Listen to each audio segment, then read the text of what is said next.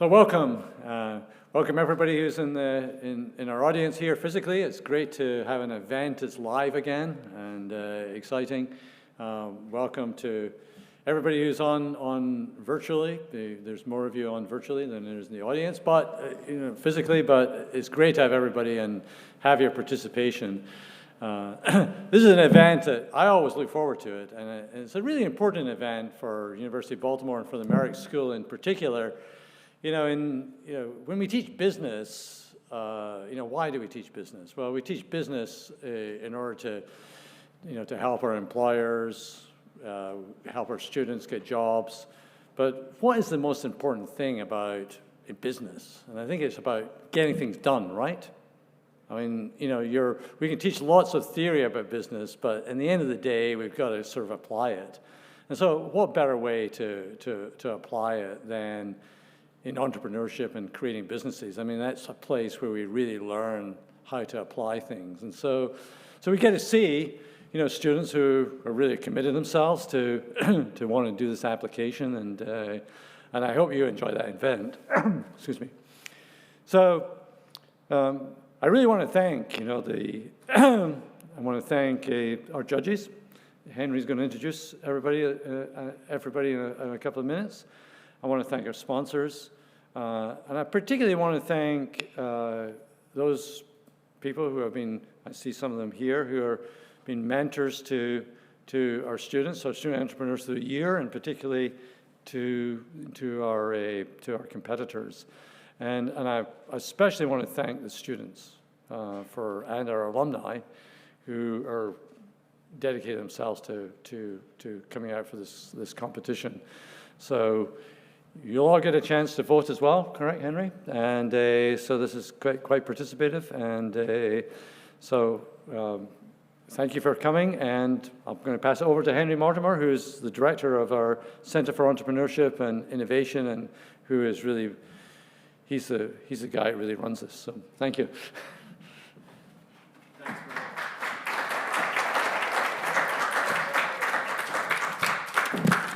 Thank you, Murray. Thank you all, and welcome. It is great to be back in person, right? I mean, what an experience it is to be back here, to see all of you, and happy birthday to us. I don't know whether, Murray, you were able to indicate, but it is, as you can see up there, our 10th anniversary, and we'll get into that in a minute. But I just want to say we are so appreciative that you've chosen to spend your evening with us tonight, online and in person. I can't say that enough. I kind of feel like Kermit the Frog on the Muppet Show. Yay! Like we get to say we're here in person again, right?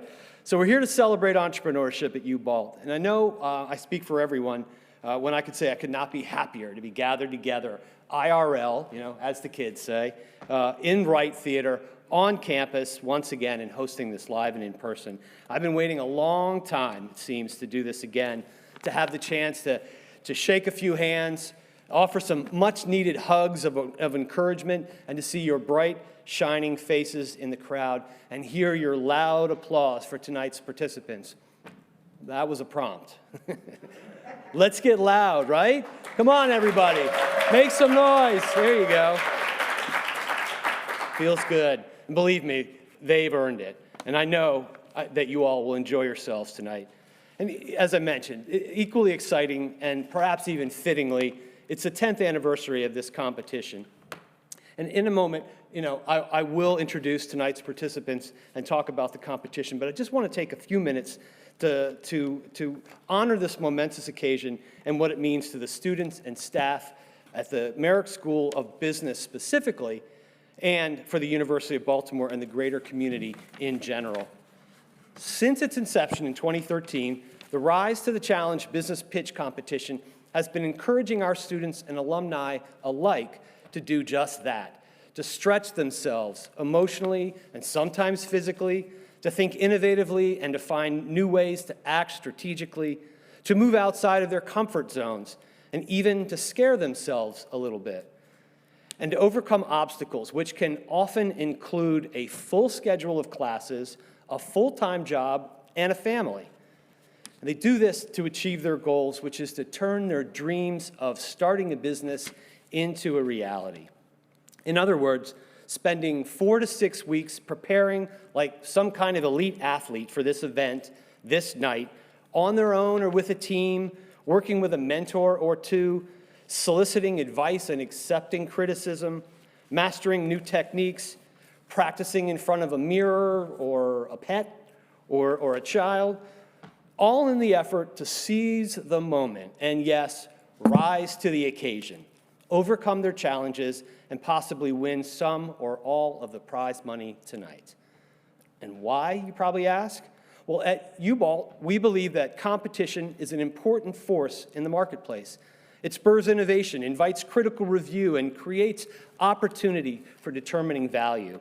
So, about a decade or so ago, Professor J.C. Weiss, wave, J.C., who possesses deep experience in the venture capital industry and has a passion for entrepreneurship, sought a way to allow student entrepreneurs to learn what he'd experienced during his many years of working with and advising founders of early-stage, high-growth ventures.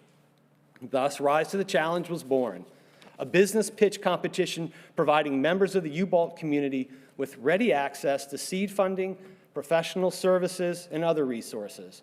And although the competition has evolved over the past 10 years, our main goal has remained the same, affording participants the chance to test their concepts, meet potential investors, get expert feedback, gain some recognition, and possibly fail, but in a safe environment where lessons learned can be applied before entering a real-world competitive marketplace where failure has a higher cost.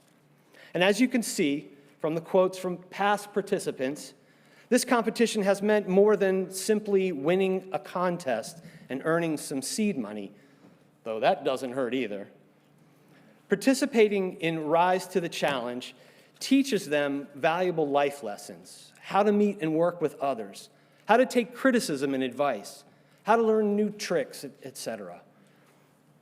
And I also want to mention that Rise to the Challenge is sponsored by the Center for Entrepreneurship and Innovation, or CEI, which for more than 15 years has served as the front door of entrepreneurship in Baltimore, encouraging and supporting entrepreneurial learning among U-Balt students, faculty, and alumni. Our ongoing goal is to help students and others launch and grow business ventures while providing opportunities to engage and collaborate with the Baltimore community. More important, as we continue to expand our offerings, including a recent transformative donation from the J. Ripley Entrepreneurship Fund to support the Most Promising Business Award, we continue to support the mission of the university and do more than provide a student with the means to earn a college degree. Through RISE and other programs, we can take students who have an interest in being and show potential as entrepreneurs and shape them into real entrepreneurs with real businesses that contribute to the economy of Maryland, all the while obtaining an education from an accredited university. And this is why we believe opportunities like RISE matter and why we plan to continue to offer it for the next 10 years and beyond. The University of Baltimore recognizes the important role emerging businesses play in the economic health of the Baltimore region, and we are proud of our role in fostering an entrepreneurial spirit in our students. We believe that by offering Rise to the Challenge and other innovative programs, along with a means to earn a college degree, the University of Baltimore can truly change the course of a person's life. Now, enough about us, right? No more PSAs. On with the competition. So, the rules for tonight are as follows. Each of the finalists will pitch in one of two categories, aspiring and existing businesses, and we'll go alphabetically. We'll start with aspiring. They'll have 3 to 5 minutes to pitch their businesses pitch their businesses. Then the participants will appear in front and answer questions from the judges, who have up to 5 minutes combined to ask questions, with a few minutes to tally the scores. And the most important element, I believe, in having it here is you, the audience. You all play a role too. You will have a chance to vote for your favorite contestant. All you have to do is log on to slido.com and search for our event code. And as Murray indicated, We have a few thank yous tonight. First, I'd like to thank and introduce our judges for the competition. Please wave when I call your name. Tamira Lucas, founder of the Cube Co-work. Thank you, Tamira. Jay Nwachu, president and CEO of Innovation Works. Ethan Kazi, founder and CEO of the Canton Group. And Brian Saville, vice president of Saville Food Services. Thank you, judges. Thank you all in advance. All right, now, who are our finalists? In the aspiring business category, we have Clarissa Kozart, Tailored Fit. Shout out to Clarissa. Yeah, bring your family. It works every time. Subbing in for Ike tonight for Zeddy Taste will be Emily Kim. So anytime you see Ike, we'll scratch it out and we'll say Emily. Cheers for them. Jonah Willard with Grease Garage. All right. And Naquan Willett, investment neighbor. All right, let's hear it for these folks. Thank you. Loud claps. Now, in the existing business category, we have Adriana Duval, Single Bays. Whoop, whoop. Samantha Mellerson, Heart Sam. All right. You're getting the hang of this. I know we're all out of practice, aren't we? And Ashley Norman with Plasticology. All right, well, congrats to all of them for making it to the finals. So you might be wondering what's at stake. Well, here is a list of the prizes. As you can see, there's nearly $30,000 up for grabs tonight. And there's another special award coming up later, but I'll leave that as a surprise. All right, on with the show. Don't forget to vote, that is for sure. Now, prior to the pandemic, it was at this point in the evening, as you can tell, that I would be encouraging you all, the members of the audience, to cheer and cheer loudly for tonight's competition and the competitors. And since many of you are now no longer separated from us by glass screens and light years of cyberspace, let's give it a go again. Go ahead, make some noise. Come on, cheer them on. Yeah. And as for everyone who's watching the live stream, I'm not suggesting you shouldn't make some noise, simply because you're seated somewhere on the other side of our cameras, or, rather than here with us in Ubalt. I think go for it. Cheer loudly. Come on, cyberspace. Just be kind to your neighbors. Thank you. And everyone here or far, you all can make your voice heard by voting for your favorite contestant, as I said, with Slido.com, and just search for that number. The crowd favorite wins $1,000, right? That doesn't stink. All right, is everybody ready? Is everybody ready? Yeah. All right, it's showtime. Let's give away some money. Our first aspiring finalist is Clarissa Kozart. She's an entrepreneurship fellow or an E-fellow and founder of Tailored Fit, a fashion line for tall boys that will allow customers to shop waist to inseam. Come on out, Clarissa.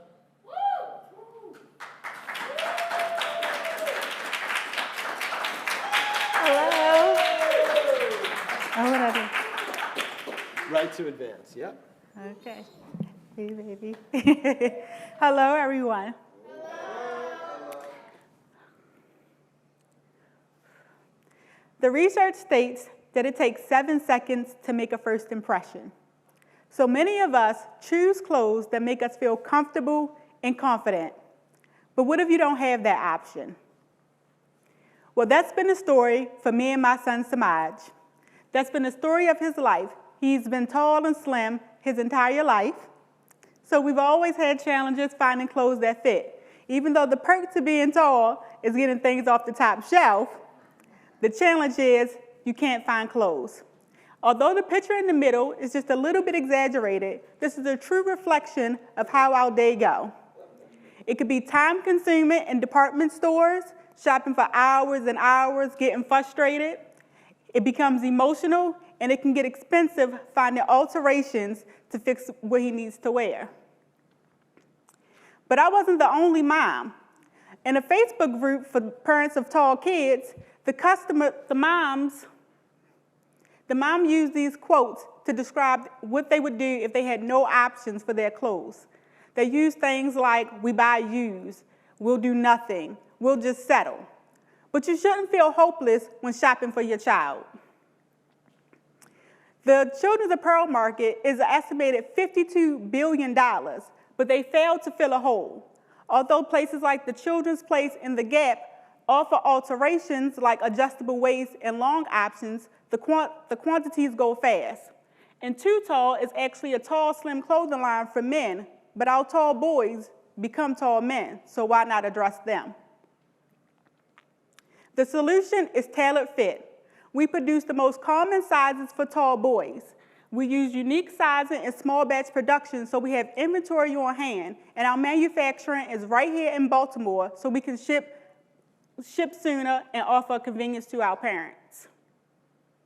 Our business model focuses on building right here in Baltimore with our unique sizing, and we'll ship via UPS right from our home as we start off. And as we grow, we'll expand across the United States. These dots actually represent the number of parents from these different states where they need our items now. Our total addressable market is determined by childstats.gov.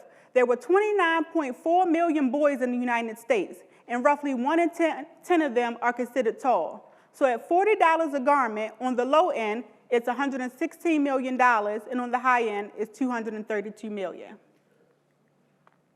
Our sales and marketing. Now, our parents are millennials, so we know we'll do social media campaigns and things like that. But what we discovered during our primary research was that our parents provided their emails and would love to be contacted directly as we develop products. Also, my son runs track and field, and I'm a track mom. So at the events, I'm out there and I'm hustling and bustling.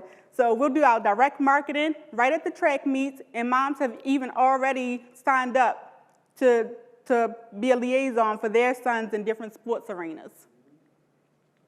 Well, my name is Clarissa Kozart, and I'm the founder of Tailored Fit. I have 16 years in customer service experience, but I also own an apparel decorating business with my husband.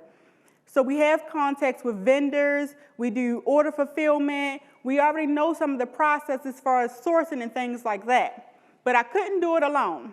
We have Gregory Hardy, who's a pattern and sample maker. He has 46 years of tailoring experience. And Lifting Labels is a company right here in Baltimore that's helping bring manufacturing back here, and they agreed to do our small batch production. Today, I'm seeking a $30,000 investment, one to do product development. We know we have a great product, we just need to get it out there. We want to build our premier e-commerce site, which will have customer profiles where we can track our son's height and weight from the beginning so we know as they grow the products we'll need. Our research and development, product and inventory, marketing and administration. Any questions?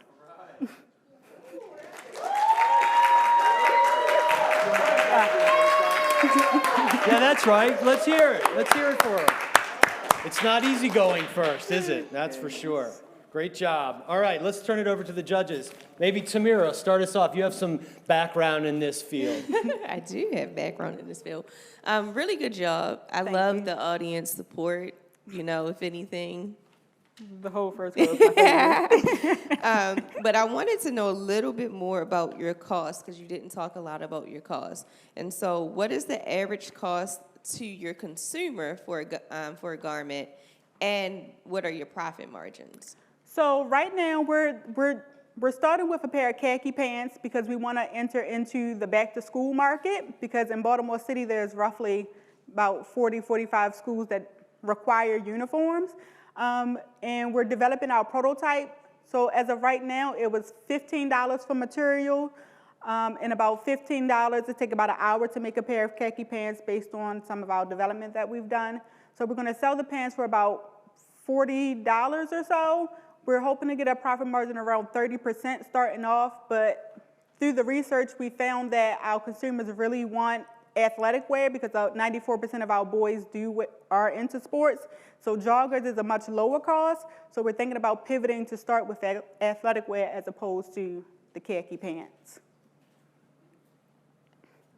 Great question. Any other judges have a question for Clarissa? I do. It's funny, as you're going through this, I'm thinking about my 6-year-old son because I'm anticipating card for he's you. going to grow the same way.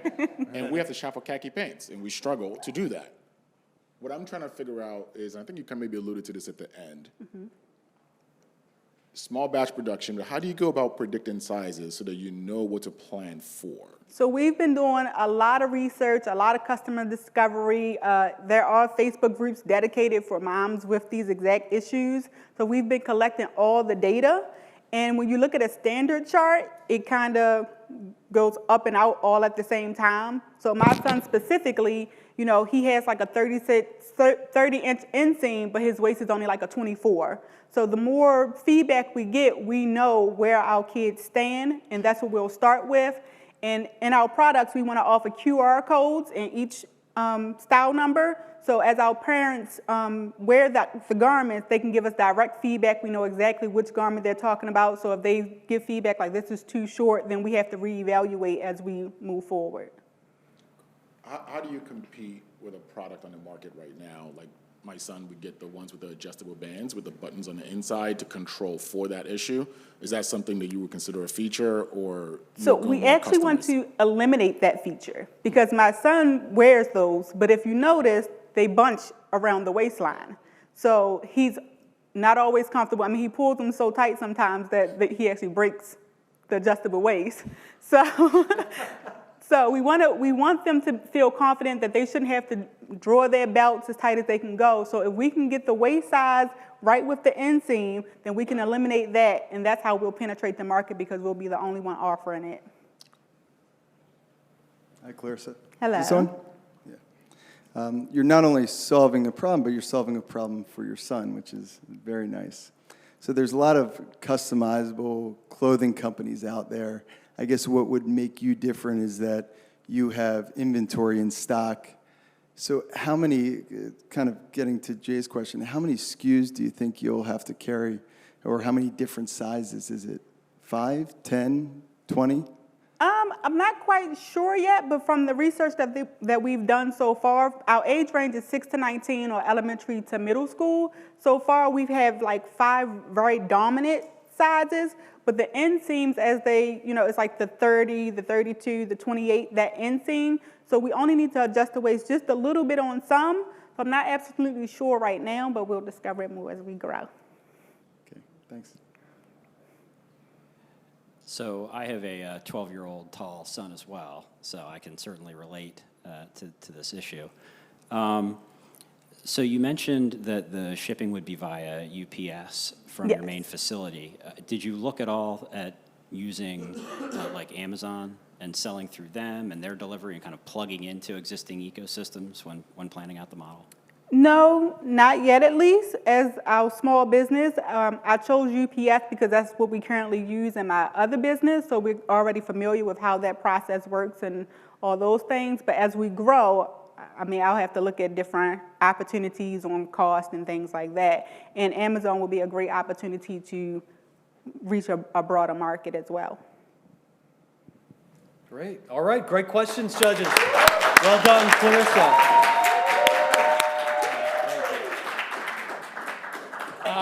And I think there ought to be a special award for a child who gets embarrassed multiple times by their parent. Here today, he can stand up and show him who's my There we inspiration. go. At least he didn't. Thank you. She didn't drag him up here on stage, that's for sure. Great. So while the judges are tallying their scores, we'll give you a minute. I just want to thank our first round judges, the volunteers, the many volunteers, including our first round judges whose tireless efforts made this evening possible. As you can see here on the slide, one of them might be in the audience, John Zucknick. Attaboy. Round of applause for first round judges, yep. And that's a lot of type on there, but as you can see, there's a lot of people, some who may be in here as well, who are often in the background working tirelessly. Tom Shipley's here. I think he's up there as well. Tom was one of our longtime mentors. So thank you to everyone, all these industry experts. As I mentioned, one of the tasks for the Center for Entrepreneurship is to introduce our students to the business community, and this is probably the #1 way we do that, helping them make connections. I say it many times that it is nice to win a prize, but the biggest prize that you can get is having the ability to talk to people that you may or may not know, and have the opportunity to get to know. So, judges, you need another minute? You ready to go? All right. As you are crossing your T's, let's bring out our next aspiring business finalist. Is not Ike, but Emily Kim, who is also an alumni and co-founder of Zeddy Taste, which is planning to offer frozen, ready-to-eat, nutritious meals for young adults in their mid-20s and 30s. Let's bring out Emily.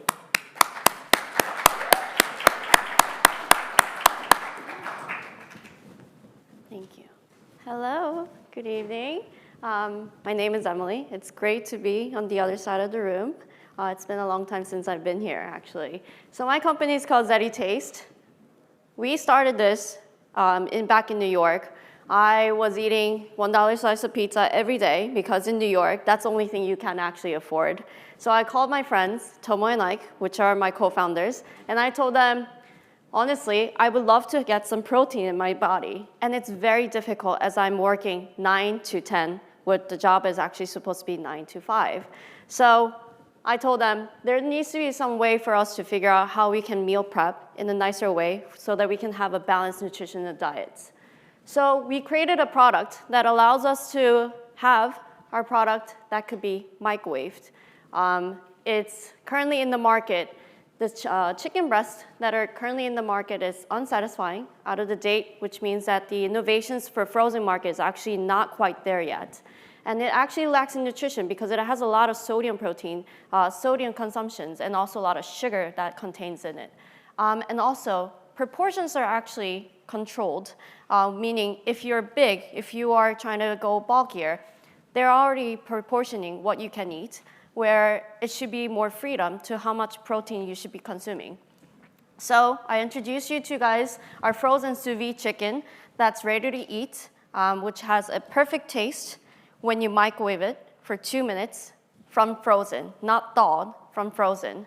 So it's pre-cooked, pre-seasoned, microwave it just for 2 minutes, and it'll give you just like chef has cooked for you in the spot. So we are also USDA pre-USDA certified. So we're actually going through USDA certified process, and we are excited to announce you guys that we are actually in a Union Kitchen Accelerator program that along with our cohorts, who's actually one of the cohort is Compass Coffee and also Snackland, which has been invested by Mark Cuban through Shark Tank. So this is the program that we're in, and we're excited to announce that this will be launching in about another quarter of this year. We are expecting to launch within the process of schedule Q4 of this year. So frozen food that's actually tastes good is very hard to do. And also to maintain the texture is very difficult to do. Flavoring, texture, and nutrition is the only thing that we are focusing and making sure that we hit every point that we need to make. So who is our customer? His name is Jason. He's currently in a finance, working for a data analysis. He's a gym nerd. He works out a lot. He's big. He's trying to go bulk. But all the proportions that he's actually getting for the food nutritions, it's very proportioned. So he can only eat proportion side, which if you know, a lot of meal planning companies that already have proportion sizes that you can only take, and you would have to buy multiple meals to be filled. So what we do is, for Jason, we're making him just buy a bag of our product, pop it in the microwave, and get yourself a frozen broccoli or whatever, and then just microwave the whole thing. And in 5 minutes, you already have 5 days worth of meal planning for you. This video was supposed to be playing, but it's actually not playing. It's on our fault. But this was a video of our social media videos that actually shows how much of people that are posting every day for gym life, meal prep, fitness, bodybuilding, has millions of views and millions of posts who actively post this every day. So this market that we're currently working on is 71.4. That's 0.1 of the market. Our revenue opportunities is for our website, e-commerce, and also partnership with our local gyms, and also retail channels that we're actually getting going to be in Whole Foods, Target, and Giant. We're currently working with Union Kitchen, which they already have 8 grocery chains throughout the DC, and we'll be actually launching with them within the Q4 of this year. So we have competitions, which are Kevin Natural Foods, Purdue Chicken, and Tyson Chicken. We're currently focusing on flavor, texture, and the proportion control, ready to eat, long shelving life. Honestly, if you're the buyer for us, 6 months shelving life is a great phenomenon for them because we are not going to go perish very quickly. So you can actually store them, which is not a loss for the buyers as well. And we're also focusing on the consumer side and also the buyer side, which is our bigger retail chains. So our projection is when we launch, we have 8 grocery chains that we're already in for Union Kitchen. And throughout the whole Q3 of 2024, we will be working with Whole Foods, Giant, and Target, and all the name brands that there is in the States. And the projection is for us to make $835K, and that is being a very conservative number for us. This number has been provided by Union Kitchen cohorts that has already been doing this already and has been already successful with their projections models that we currently have. And again, a conservative number that we have.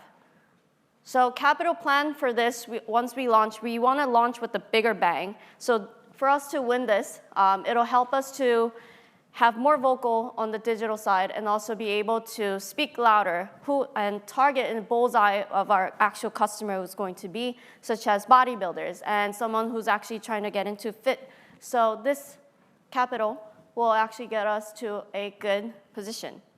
And this is our team, myself and Tomokura and Ike. I also have a very good experience in the CPG, and I also have 2 restaurants that I've built before graduation at U-Bolt. Tomo focuses on finance, Ike understands operations. So we're very excited to show you guys and talk about our company in this great setting. And for the next year meal prepping, I would love to see for you guys to try our Zeti Taste. Thank you. Great job, Emily. Do you want to bring out your team for Yes, Q&A? yes. Can we borrow one of the mics, judges? So they can have Come on. Yeah. Let's hear it for the Zeti Taste team. Brian, you want to start us off? Sure. Emily, great job. You're a natural up there. So I'm in the food service space, and we sell a lot of frozen chicken. And you're right, there's not a lot of good quality out there. But forgive me, because I do have an older microwave at home, but I can't imagine a frozen piece of chicken heating up in a 2-minute time span. I think I heated up some chicken last week, and it was fresh, and it took about 2.5 minutes. So what's the science behind it? So would you like to answer? I already have a mic. So if they're okay, I'll go ahead and answer. It's actually called a cooking method called sous vide. So the chicken is already cooked, which with the lowest temperature, and we cook it for a long time, a period, which will allow you, when you microwave, it'll actually stay within the temperature and the texture that you desire. And we actually tested with one of the lowest watt of the microwave because we were thinking college students could be also using this. And at college, they have a very, very bad microwave. So we were, one of the watt was, I believe it was 900. And it took us only 2 minutes from frozen to thaw. So it's like, to answer your question, the cooking method is sous vide. Right, yeah, I'm very familiar with sous vide. Right. Yeah, it's just the microwavable part that is Right. it's fascinating. So yeah, I'm very interested in seeing the product. That Awesome. sounds very cool. Great question. He's a ringer tonight for the food companies, for sure. Anybody else have a question? Any other judges? Tamira? I do have a question. So what is your scaling strategy? Because right now you're only offering chicken. I don't eat chicken. So, I mean, I like quick meals too and healthy. I'm actually going to answer that question. My name is Ike. In terms of scaling, right now we really wanted to just focus on the protein option. We're thinking about having a B2B option later on, after maybe looking into what our target market actually wants within the space. So right now, the sous vide chicken would only really benefit people who are okay with eating chicken as a protein. Maybe we might expand later on to other products that work with the sous vide method. But for right now, we're just focusing on that protein. But just to add a little bit more for expansion, obviously we want our chicken to be our hero SKU, so that we're going to be devoting a lot of time focusing on to that. We make a statement into the market, understanding that microwavable chicken is okay to eat. After that, we are going to tap into vegan options, and that's something that we are discussing constantly. But for now, like what Ike has said, I think focusing on one particular product to make sure that this SKU is going to be a hero SKU is something that we need to really devote our time.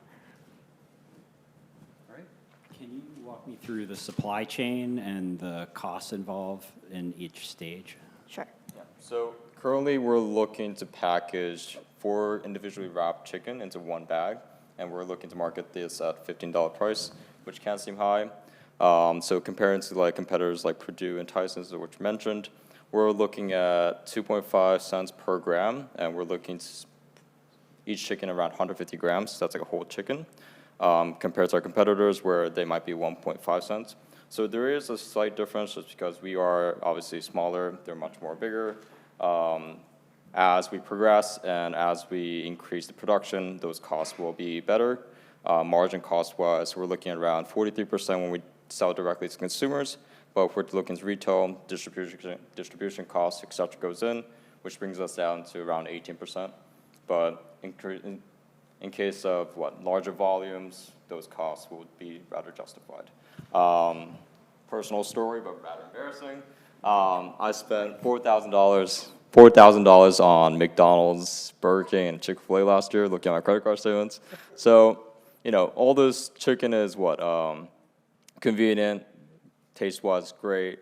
For me, it's more about a change in lifestyle, healthier lifestyle. Instead of going to those fast food chains, maybe I could do it for now because I'm young and healthy, but eventually that's not gonna really work out. So for me, just having this convenience thing in my freezer, pop it in the microwave, ready to go, much, much easier. Great. All right, well, we're out of time. Thank you. Thank you very much. Great questions. All right, judges, time to tally your scores. And while they're doing that, I just want to remind everybody to vote. We've seen 2 so far, so go to slido.com and punch in that code. And then also just take a moment to talk a little bit about the Center for Entrepreneurship and the role we play on campus. We serve as a bridge from the classroom to help students gain real-world practical experience to advance their careers out in the real world. Most importantly, I want you to know that you don't need to be a business major to come to the center. You just need an idea for an enterprise and the passion and drive to turn your dream into a reality. So I invite anyone to come by for a visit, which we can do once again. We're no longer only operating in a virtual environment. So, judges, how are we doing? You all need another second or 2? Pretty good? All right. Well, then let us move on to our next competitor. Let's bring out our 3rd aspiring business finalist, who is also an E-Fellow, Jonah Willard, who is founder of Grease Garage, a planned shared economy car garage where car enthusiasts can meet to work on their vehicles at their leisure. Jonah, come on out.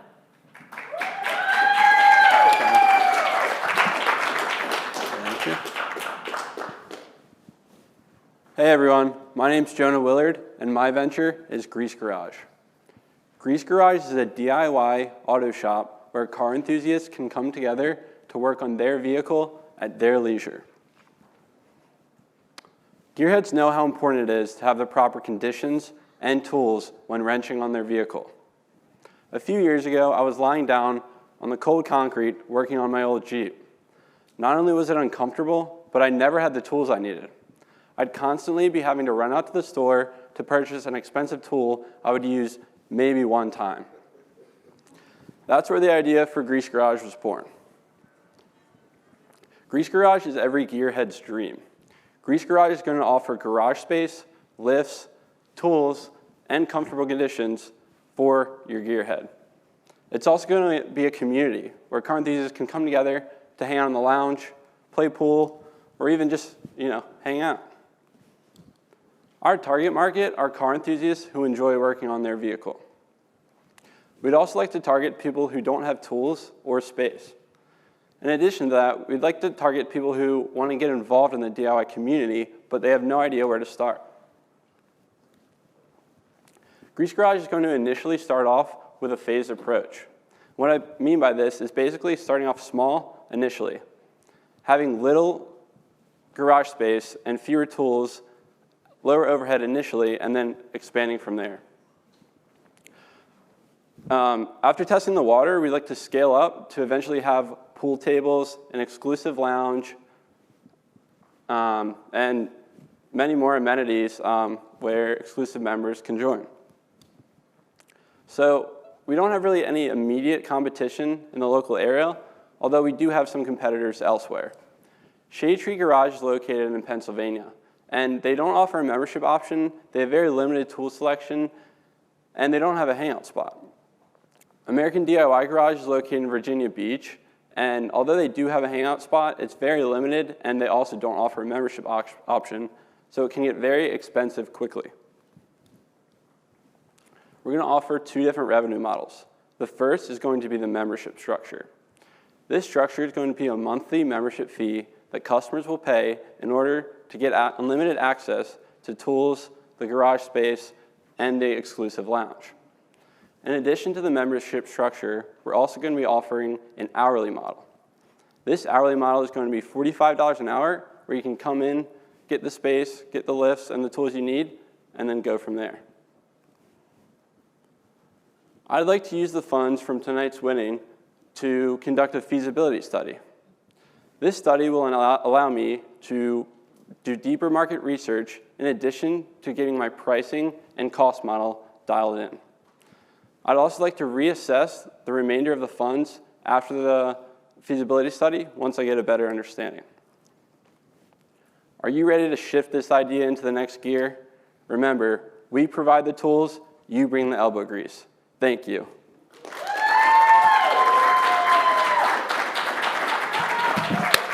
Great job, John. Excellent.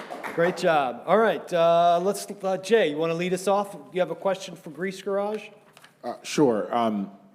Great idea, by the way. I am not a car person at all, but I do have to run out to get tools all the time because I don't know what I'm doing. Thank you. Have you given thought to what your overhead costs might look like? Are you having professional people available to answer questions, or are you expecting folks to really know what they're doing and you're simply providing space? Yeah, so I don't know if you have the investment summary in front of you, but I have rough numbers for the overhead in that. But the feasibility study is really going to allow me to determine the particular tools I need for the initial launch. Because, it's kind of hard to say whether or not you need 20 screwdrivers or whatever. So that's kind of my thought process there. And then down the line, I'd like to offer workshops where basically people can come in on a Sunday and we'd have people kind of show them how to change their alternator, and it would be more of like a hands-on thing. So that would be our growth model. So, just to clarify, Yeah. Target market ideally are car enthusiasts who already work on their cars, but through educational sessions and trainings, you might be able to bring in more people into that space who are not necessarily there. Exactly, because I know plenty of guys that want to get involved in it, but it's just so overwhelming when you don't have the tools, the overhead to get the tools, and then you've got to watch a YouTube video of some random guy. You got to hope that he's right, and then, it can get really overwhelming. Thanks for the question. Great presentation. I could think of a lot of friends who would love to go to a place like this. I'm not a car guy, but I could certainly see this being a great idea. My one concern would be, I would imagine that every single person that brings their car there would need a lift. Is that right? So I'd like to offer pits for guys that maybe they don't need to actually get their vehicle off the ground, where they could just work underneath it. It would be really easy just to do, I don't know, if you're working with the exhaust manifold or anything kind of underneath the car where you don't have to have it on an actual lift. Okay. You could still get underneath of it, and then that would be a lot cheaper than having 20 lifts. We could have, say, maybe 4 lifts and then 10 pits or whatever. So then that way, unless you're doing something where you really need to change the tire and you need the car jacked up or some serious suspension work, you'd probably get away with just doing a pit. That makes a lot of sense. So how many square feet do you think per location you would need? Yeah, so I was kind of toying around with the square footage. I'm thinking I'd like to have like around 3,000 square feet. And then, like I said, initially rent just to keep my overhead down. And then after testing the waters, scale up. Great job. Thank you. Looks like maybe Tamira Sorry, had a mic Henry. up first. I just got really excited because this is like the co-working space for cars. So first of all, make sure you reach out to me because I have some ideas because this is my expertise. But have you thought about the operations of this, like how you're going to manage the memberships, right? So you have 100 memberships, but you only have 10 pits. How do you kind of manage that? Yeah, so in terms of kind of reserving your pit or your lift, I'd probably have a website where you could go in. And then, like I said, it's really going to be easier once I scale up and have a lot more. But initially, I'd like to keep it low, so then that way, the same guy's not reserving the lift every Saturday. You kind of have to reserve it through a website. And then the guys that don't need the lift, they could just work in the space and then use the tools that they need. Because not everyone's going to need a lift or a pit. A lot of guys are just going to be coming in and just tinkering. They don't have to have it on anything. They could just be tinkering with it and then hang out in the lounge. And have you thought about making this a space that's comfortable for women as well? Because when I get mad at my husband and I need something done to my car, I can do it. Yeah, absolutely. I've considered the idea of having the workshops, kind of having a woman come in and then teach how to work on it, and then having a women's only class, just from the basics of, oil change all the way up to whatever those workshops would be. So yeah, that's a great idea. Thank you. Did you have another question? Yeah, I do. I think it's a really cool idea. Did you look into some of the operational components as it relates to insurance, liability? Obviously, you've got people that aren't trained going in, working on their vehicles, a lot of opportunity for injury, a lot of opportunity for somebody making, basically messing up their car even worse.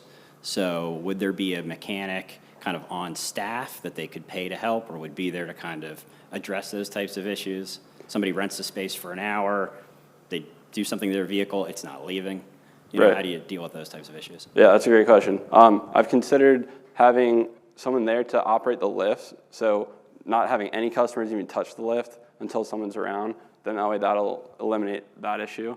And then, like I said, down the line, I would really love to have a mechanic on site and then also sell my own oil and whatever. And then that way you could just go in and grab the guy and say, hey man, I got an issue here.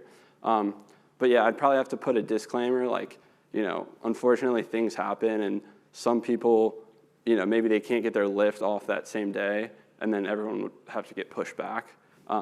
But I really don't know what else I could do about that other than just kind of giving everyone a forewarning.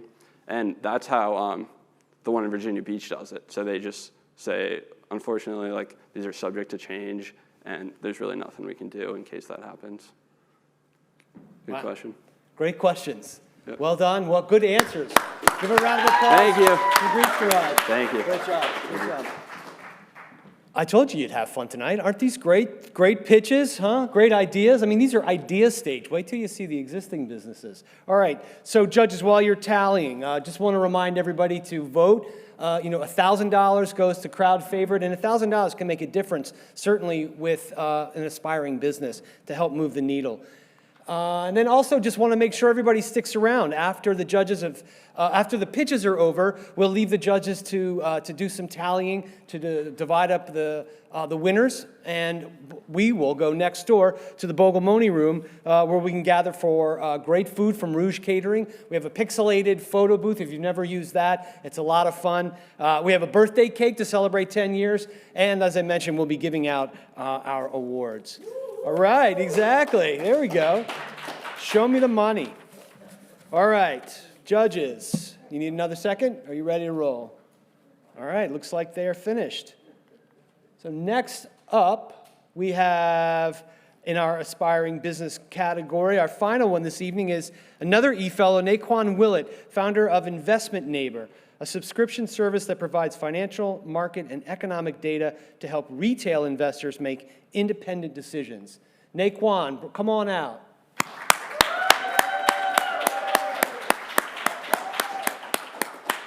Hey, everybody. Thank you. Good evening, everybody. My name is Naquan Willett. I'm the founder of Investment Neighbor. Now, the COVID-19 pandemic caused an influx of investors interested in the stock market. GameStop and AMC built the confidence in these investors to essentially control their own investment portfolios. This attitude accelerated the number of white and blue-collar workers investing in the stock market as an additional source of wealth creation. As a matter of fact, Morgan Stanley estimate that there are 70 million new individually brokerage accounts opened in 2021.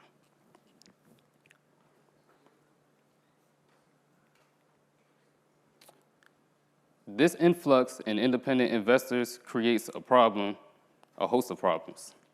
Identifying where to start in the stock market, identifying which investments qualify based on investment strategy, as well as identifying what information is even relevant and how does that information impact investment portfolios.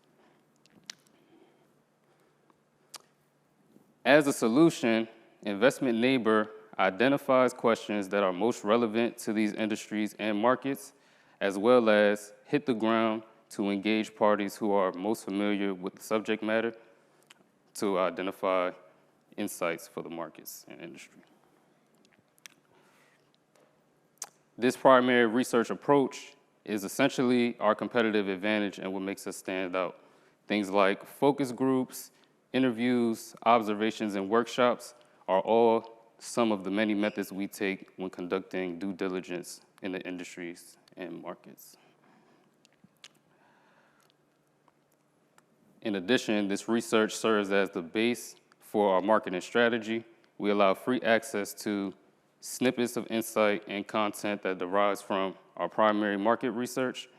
And then we allow for investors to purchase individual reports if they're interested in one subject based in the industry or the market. And then we allow for unlimited access through our monthly subscription. Our main competitors include Motley Fool, Investor Place, and Seeking Alpha, which all have a larger brand recognition than Investment Neighbor. However, where we compare is our primary research approach, as well as our competitive subscription fees. I am the founder, Naquan Willett. I'm an E-Fellow, Real Estate Fellow here at the University of Baltimore. Previously, I served as the president of the Anne Arundel Community College E-Club. I have 3 years of consulting for family and friend ventures, as well as 2 years of experience consulting for businesses outside of friends and family. Today, I asked for $30,000, which will assist in web development, creating research reports, as well as working capital for operations and marketing. And here's a milestone of how the funds will be allocated, as well as where the company plans to be based on the illustrated dates. Who's ready to beat the market?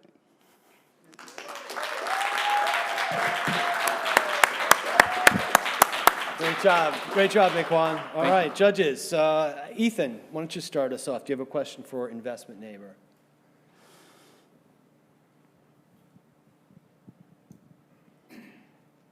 So in terms of the competitive fees for the service, can you talk a little bit about that? Right. So monthly, we charge $12.99 for unlimited access without advertisement, and you get full access to our primary research reports. Motley Fool, Investor Place, and Seeking Alpha all have way higher monthly fees. Seeking Alpha is the closest to us, which is $19.99 on a monthly basis. But even that subscription fee, it's limited information that you're getting access to. It's not ad-free, like they still have ads on the website for subscribers. And if you want that additional information and to avoid that advertisement, then you have to pay $2.99 a month.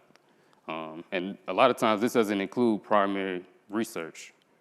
as far as like analyzing different companies and industries. So it's a much bigger difference in the value received for the price that you're paying.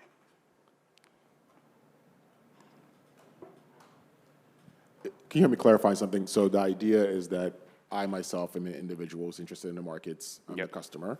Yes. I have a platform to go to get information based on already pre-collected research through your market research to help direct my potential investment behavior, right? Correct.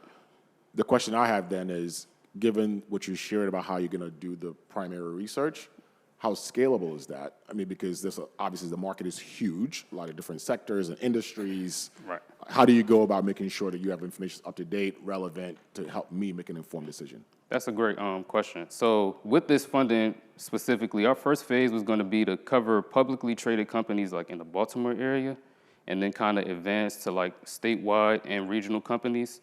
But now we're also going to engage our retail following. So we're going to conduct surveys and ask, okay, what are your biggest concerns about the market? What are your biggest interests?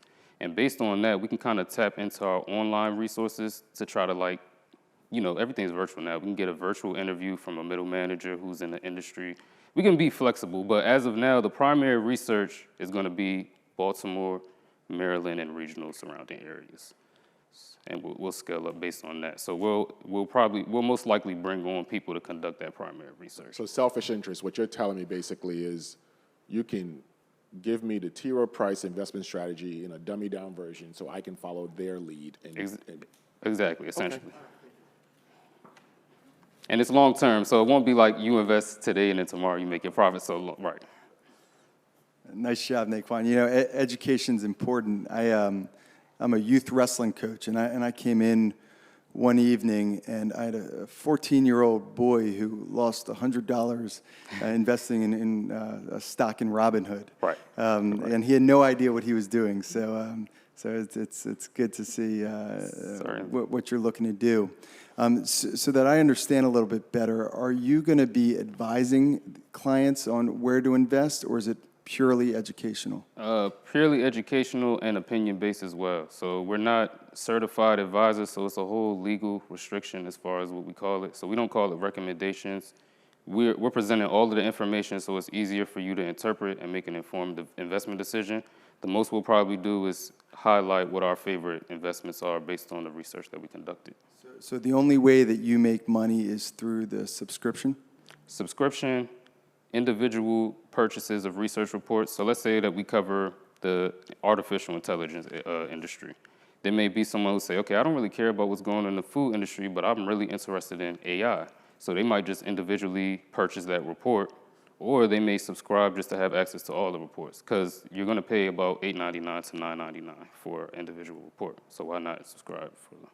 And that's what mindset we believe that they will have. Sorry, last question. Is there any issue? So if you're sharing Seeking Alpha's information to your broad audience, is there any liability there? Are you allowed to do that? That's a great question.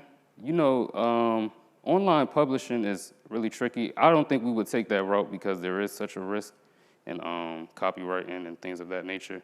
And either way, our approach is different. So we're doing the financial analysis, analyzing the 10Ks and things like that.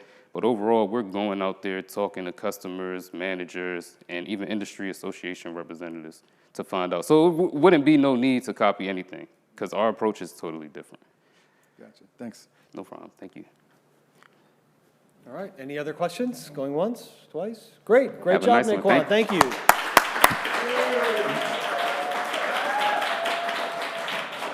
All right, while the judges are tallying their scores, just want to take another second to remind you all to go to slido.com, punch in our code 326739, and vote. As I said, $1,000.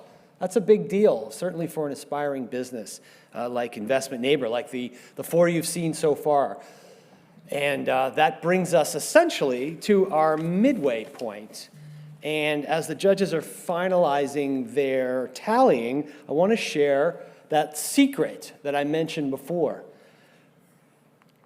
And I'd like to invite, via the magic of the internet, Mustafa Waheed from Pitch Creator to say a few words and deliver the first prize of the evening, the Pitch Creator Hustle Award.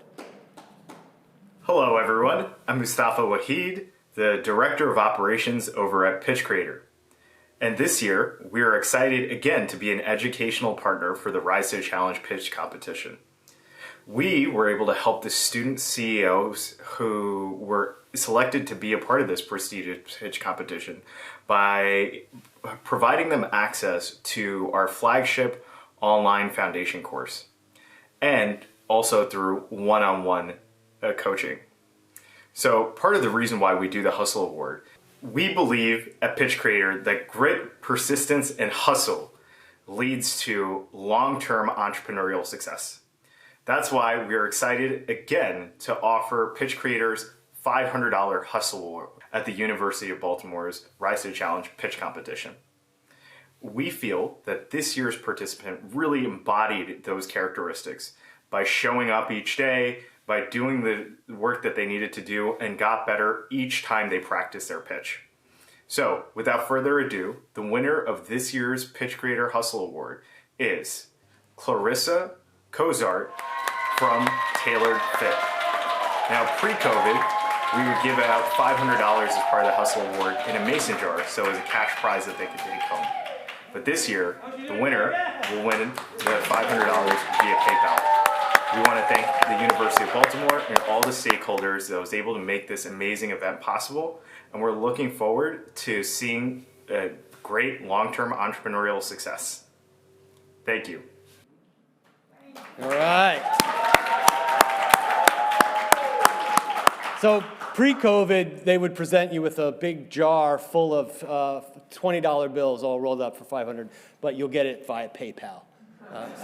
Which is what, the modern era, right? Great. Congratulations again. All right, so now we're moving on to our existing business category. And I'd like to bring out our first contestant, Adriana Duval, the creator of Single Bays, which offers custom shirts that showcase a person's interests and hobbies so they can meet someone in real life, not online. Adriana, great. Hi. Hey, welcome. You. Hi, my name is Adriana. I do own Single Bays. Let's see, is this the button that I need? Oh, the two. That makes sense then. Here's a QR code. You may gander about my website as I tell you about my pitch, if you prefer. So about me, I've been an independent contractor since I was 16. I've worked for myself. Once or twice, maybe I've worked for a couple other people, once for a title company and a law office. But otherwise, very much so working for myself, one as a photography company, one as a venture. I worked with a venture capitalist for residential investment portfolios. So right now, I have just started Single Bays. This is a customizable conversation apparel where you can put your interests and hobbies on the back of it. I think we all know due to COVID that we haven't really had an opportunity to converse with each other like we used to. A lot of times we're so absorbed in our phones. I'm so interested in other people's shirts and their apparel. And I don't mind starting a conversation with other people, but I do notice there is this problem these days where sometimes conversations can't be started. So I actually have struggled with online dating. I don't know if any of you have tried that. It sucks.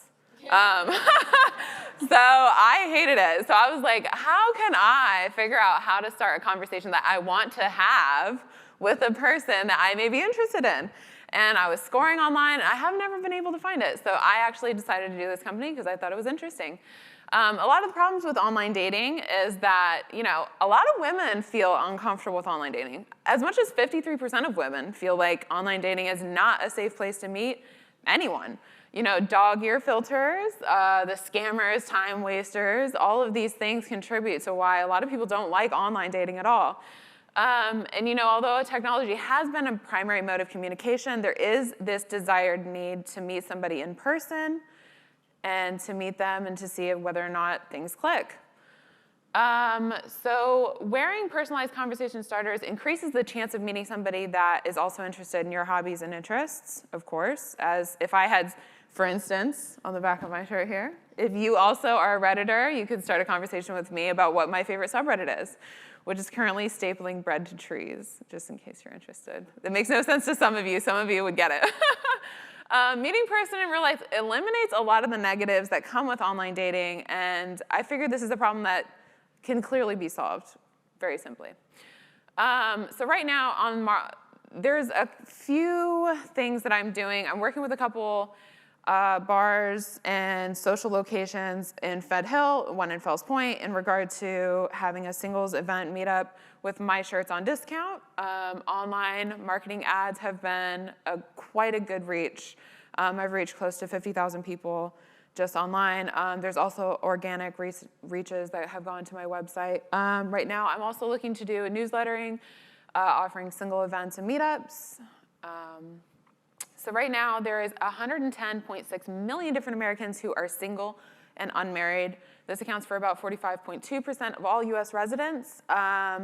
Even if I were to get less than 1% of these people to buy one t-shirt, that would be a marketable cost of, or a market revenue of $480,000. And although I have been talking about singles, this isn't just necessarily about singles. I also, with every purchase, donate a portion of these proceeds into help cleaning the Baltimore Harbor. So, as I vocalized before, I have talked to a few people about this idea, and they were interested in buying it just for the sole fact that it is environmentally focused also. So it's not just singles necessarily. Right now, some of the competitors are Volo. Some of us may be familiar with that. It's a sports meetup that some people get into to meet other people, which is great, but I happen to go to the gym. I'm very much an introvert. I'm not doing social hobbies. I'm not outside in the heat playing softball. You can catch me in a gym. I will be in the free weight section. So although Volo is great, and I think it's awesome, there are different alternatives to this. Thursday is a great dating app that has single meetups, and they do it more like a mass, oh, we are all going to this location for a single meetup. I think that's cool. I don't particularly see any of these as being like a full-fledged competitor, as any of these items can be done, with one another. Etsy, of course, but I mean, that's kind of just random customizable shirts. So I will admit that I am right in between existing and non-existing businesses as of right now. I'm right in between the two. So I did want to discuss the reaches and impressions that over the last month my business has had. Quite a bit over Facebook and Instagram. I also work with Google Analytics quite closely. I do monitor them and the words and phrases used and how that's going about. My target funds, I'm hoping for about $5,000 more or less. I do need different materials. I am working with vinyl right now. This one's great. This one works really well. But there is, right now, I'm trying to find a rainbow vinyl that goes well for the LGBTQ community, for my label to be in rainbow. I think that's fun. But otherwise, a local garage would be nice to work out of instead of my apartment. And then local advertising and marketing, and then just a potential working marketing, or working capital otherwise. So, questions, concerns, comments? Great job, Audriana. Thank you very much.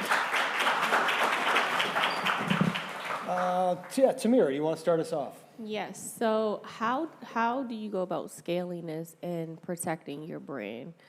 Because everyone owns a Cricut and vinyl and can, do this. So how do you protect that, and how do you scale this?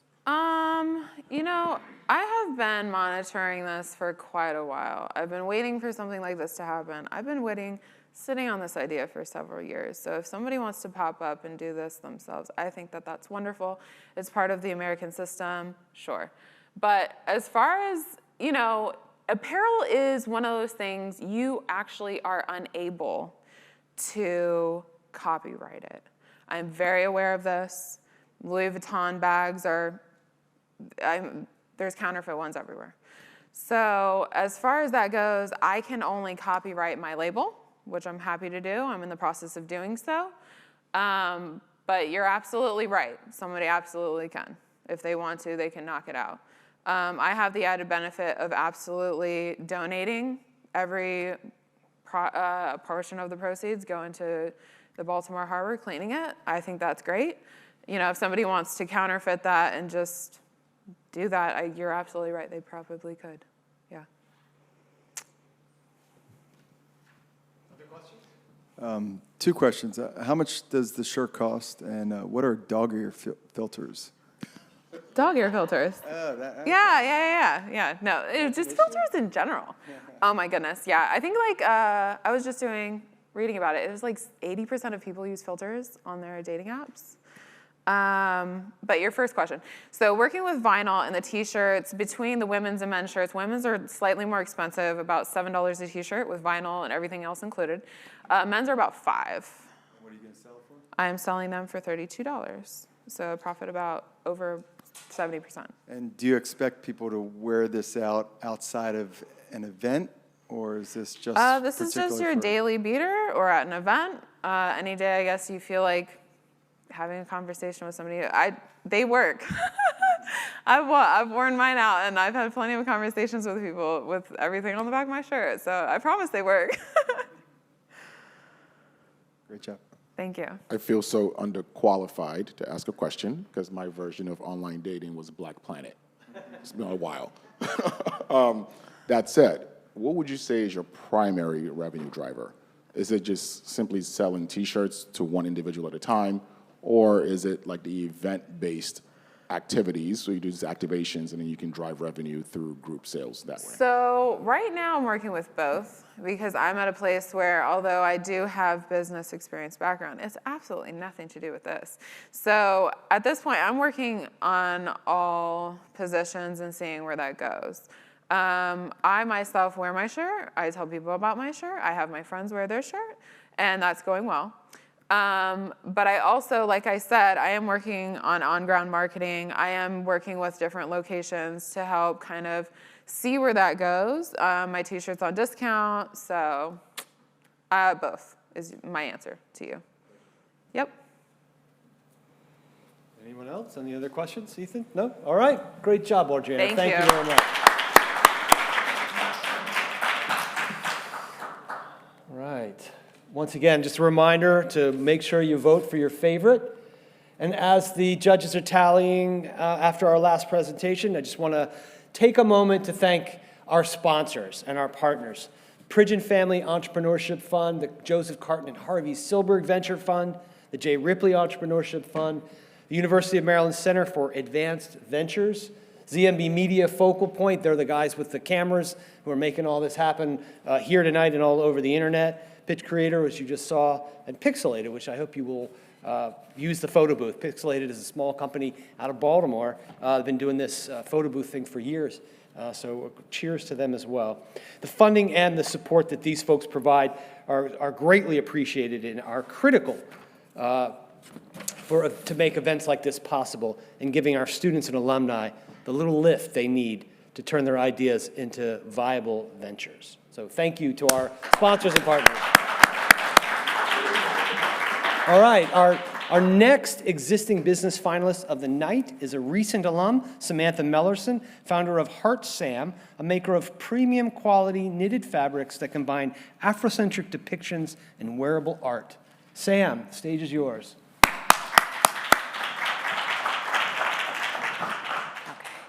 Hello, my name is Samantha Mellerson. I am CEO and designer of Heart Sam LLC.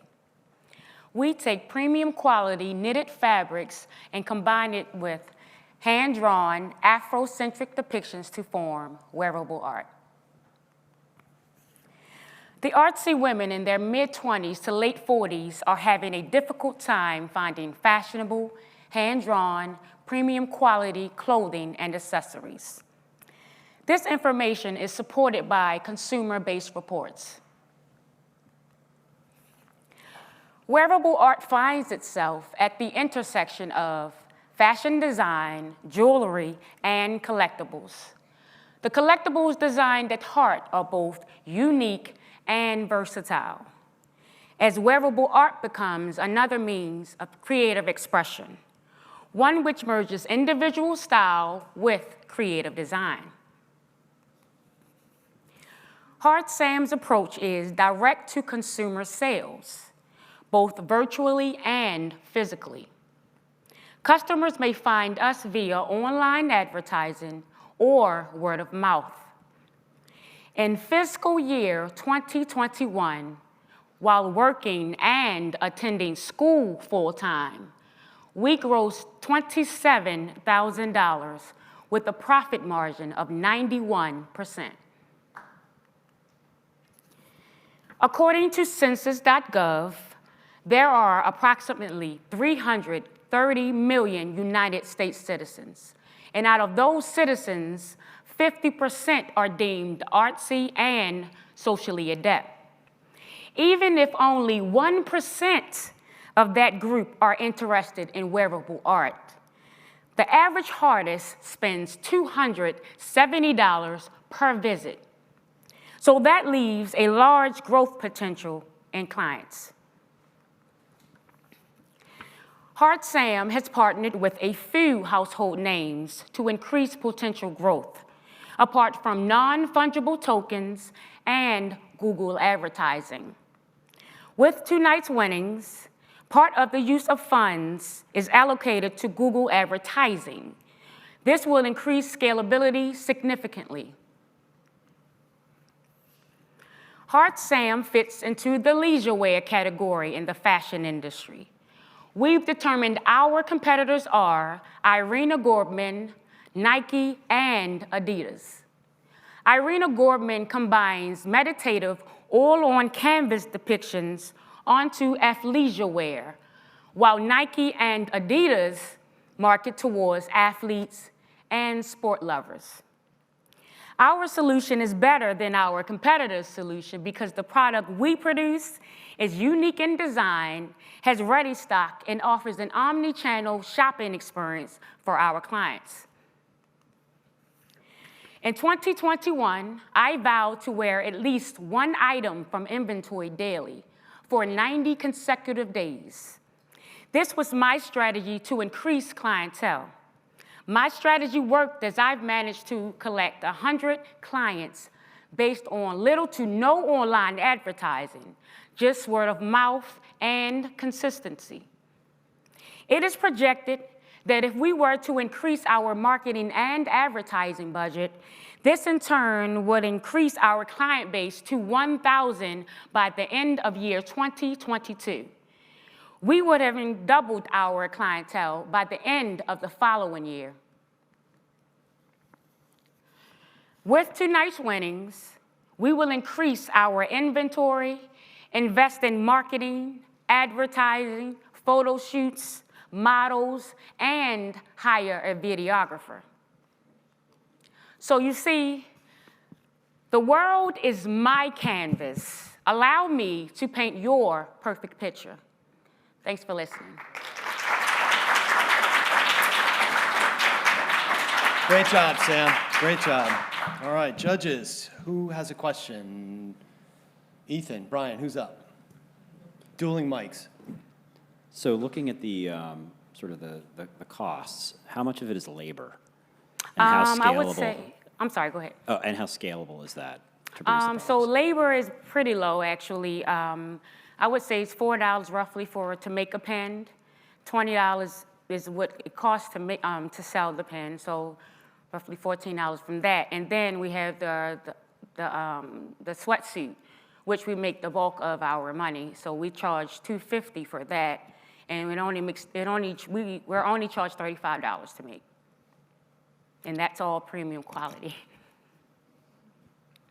Cool stuff. I love the shoes. Oh, thank you. These are definitely hand designed.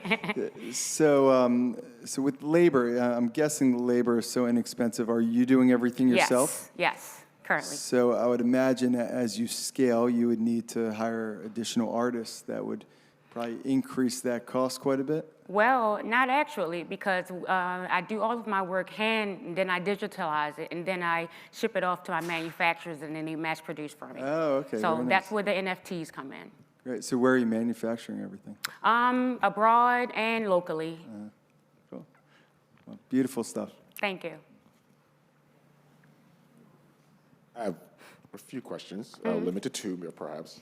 Okay. You mentioned both physical and digital strategies for sales. If you could maybe talk a little bit about what the physical strategy is. And then the second question is, I'm a pretty boring dresser, quite frankly, But for creatives, I imagine there's a lot of identity that goes into what you wear. What do you imagine is like the lifetime value of one customer? How often are they coming back to buy from you? Or is it, am I buying 2 things and I'm done? Or am I coming back to you because you're now my stylist? Okay, so to answer the first question, remind me what that was. You were going there. The first one was about physical distribution. Okay, so we, again, like I've mentioned, we do ventures, like we actually have a couple, we actually have a couple scheduled next month, and maybe the minimum is 1, so we'll do like vendors. I will be part of a vendorship, and then we have the online sales as well. So we give our clients an option to shop with us. Yes, that's correct. And I also am starting to curate my own, and my first one is in August. Yeah, so we're trying to broaden our horizon. And the second question was around, like, are you now my stylist, so I just keep coming back to you when I have inspirations, or are you mass produce since getting to buy what you produce? I definitely mass produce. I was doing in a la carte. It was becoming tedious.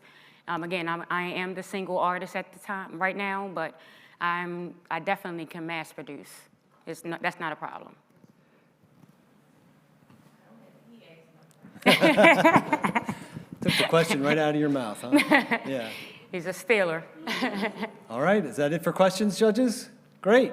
All right, Samantha, great job. Thank you. Thank you. Another one of our E-Fellow graduates. Quite a night tonight for them. So while the judges are tallying their scores for Samantha, just want to take a moment to show you and remind you again, what's at stake tonight, all the prizes. And I just want to point out the last 3.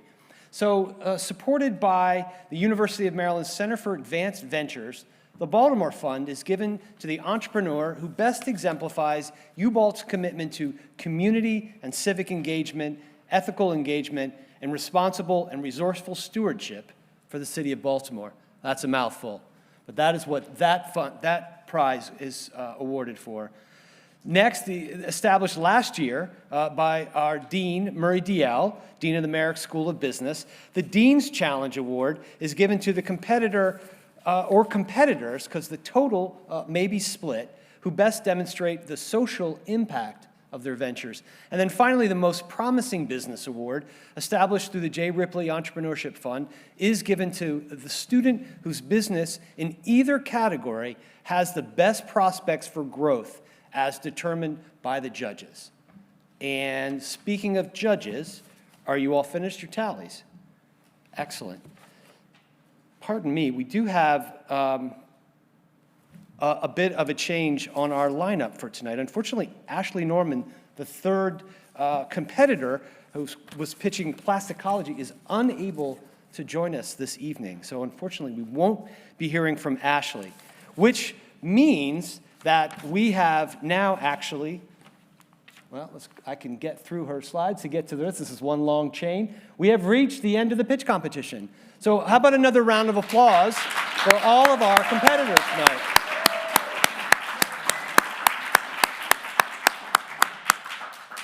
Thank you all.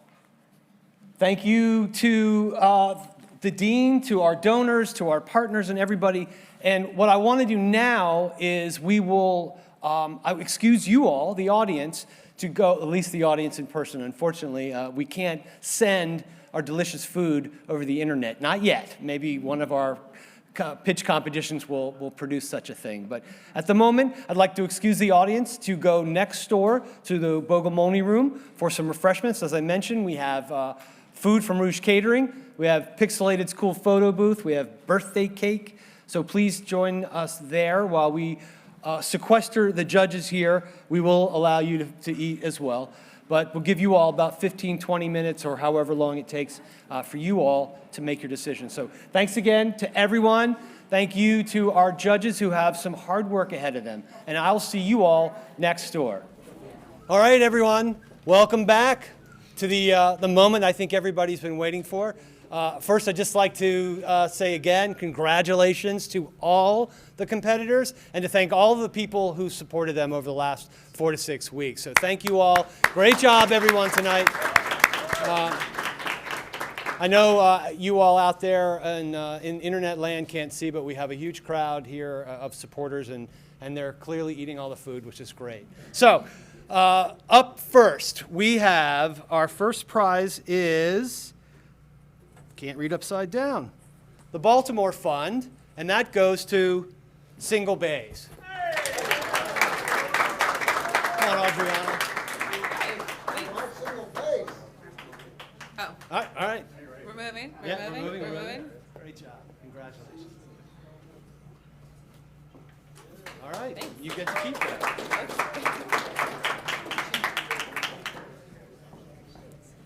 All right. The next one I have pulled up, this is not in any specific order, apparently, is Crowd Favorite.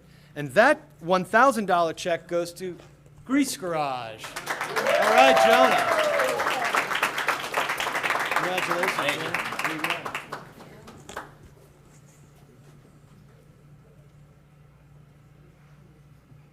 Great job. Thank you. Congrats. All right. Next up, we have the Dean's Challenge Award. The $5,000 Dean's Challenge Award goes to Investment Neighbor. Daquan Rose. Congratulations.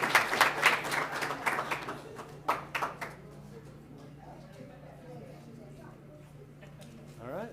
Great job, Daquan. All right. Then next we have Best Aspiring Business Venture goes to Grease Garage.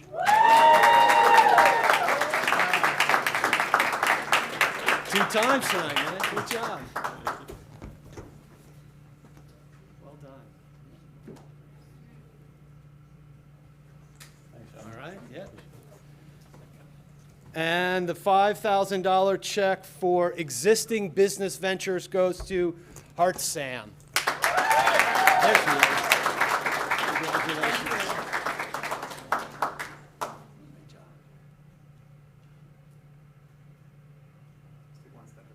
All right. Like a wedding photographer. I love it.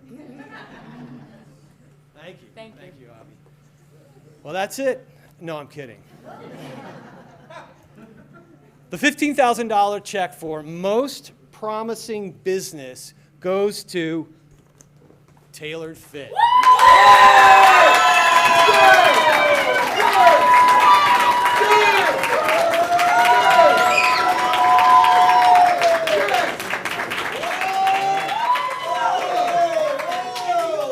Oh, sorry.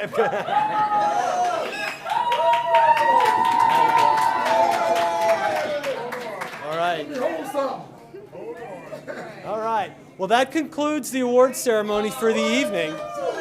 Thank you all for coming. Thank you all for tuning in. We'll see you again next year. Until then, stay and enjoy. Thank you.